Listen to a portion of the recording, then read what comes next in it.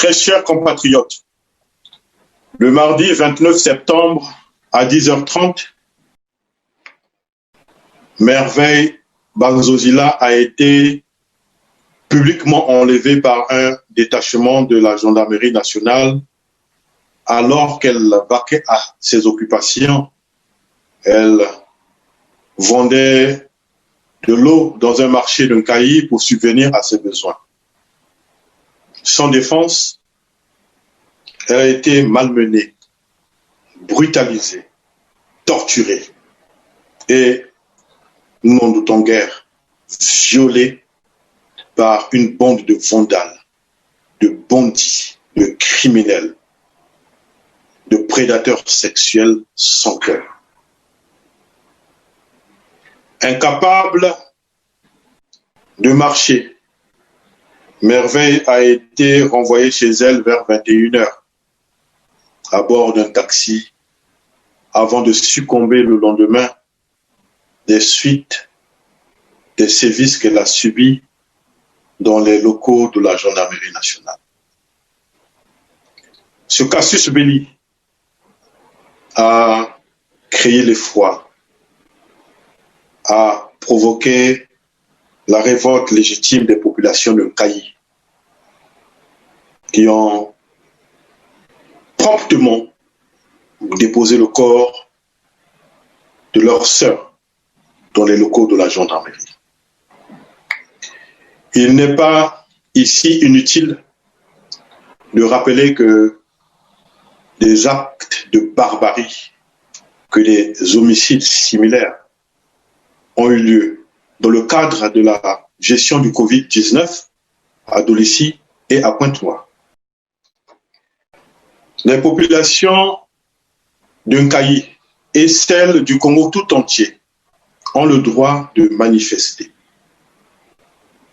Elles ont le droit d'exiger non seulement que justice soit faite sur tous ces meurtres délibérément orchestrés ici et là sur l'ensemble du territoire national, mais que chacun aussi réponde de ses actes. Comment comprendre, mes chers compatriotes, que le gouvernement déplace dans la foulée un contingent militaire de Dolisie en Kayi pour réprimer l'ardeur des populations en émoi et en colère? C'est sans doute un déni de justice. Le gouvernement de Sassou Nguesso seront-ils coupables de recel de violeurs impitoyables? Notre fameux gouvernement est-il devenu ou est-il une antre de bandits, un abri de criminels? Seule l'histoire nous en dira. Comme si cela n'était pas suffisant, le pouvoir de Brazzaville s'est approprié l'autorité, la dépouille de sa victime. Ces personnes de notre âge qui ont poussé l'insolence et l'arrogance au-delà de ce qui est humainement imaginable, en tentant d'apaiser la douleur de la famille éplorée avec 1 million de francs CFA, comme si la vie d'un enfant, la vie d'une personne, fût-elle d'un pauvre, avait un prix. Le Congrès pour la Renaissance du Congo, en sigle CRC, dénonce et condamne avec la dernière énergie cet acte de barbarie et de sauvagerie. Nous présentons nos très sincères condoléances à la famille Banzozila et nous sommes de tout cœur avec les habitants de Kayi et comprenons leur colère légitime. Comprenons également que la fierté d'un peuple qui est conscient de ses droits, qu'un peuple qui s'est réveillé, soit incorruptible et implacable. Le CRC dit haut et fort que ce crime est imprescriptible, comme le sont d'ailleurs tous ceux qui l'ont précédé. Ces crimes ne resteront pas impunis. Les auteurs, les factotums, les hommes de main et leurs commanditaires, les donneurs d'ordre, répondront tous devant l'histoire. Nous disons à M. Denis Sassou Nguesso et à toutes ses ouailles que le viol, le meurtre, l'assassinat d'une personne inoffensive n'est pas un acte de bravoure. Qu'ils ne s'en réjouissent pas.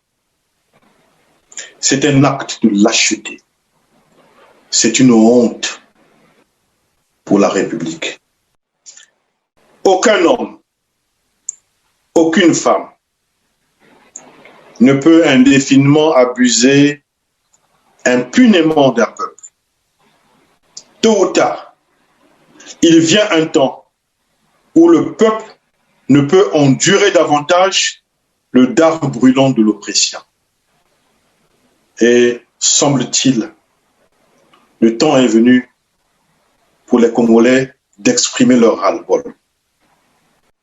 De Pointe-Noire à Bétou, en passant par Madingoukaï, Tolizi, Ngayi, Mosenjo, Sibiti, Muyonzi, Madingo, Kinkala, Vinza Boko, Brazzaville, Djambala, Gamboma, Evo, Etumbi, Owando, Makwa, et Pena Wesson, Swake, ils font des en face. Je lance cet appel. Organisons-nous, mobilisons-nous promptement et prenons date au nom de la République que toute injustice où qu'elle se passe est une menace pour la justice partout ailleurs. Hommes de rang, sous-officiers, officiers, ecclésiastiques, Congolais, Congolaises, républicains, mobilisons-nous. D'une fille du Congo, j'en appelle à votre sens élevé du patriotisme. J'en appelle à votre sursaut de fierté nationale. Tenons-nous tous comme un seul homme du côté du peuple pour remporter ensemble les remparts qui menacent notre République. Mes chers compatriotes, réapproprions-nous notre beau pays que Jean-Félix Tikaya, Fulbert Youlou, Jacques Opango et tous les autres pères de la nation ont voulu un, indivisible et prospère. Au demeurant, ce qui est vrai, ce n'est que quand il fait assez noir que l'on peut voir des étoiles dans le ciel. Gardons espoir. Que Dieu bénisse le Congo. Vive la République du Congo. Vive le CRC. Je vous remercie.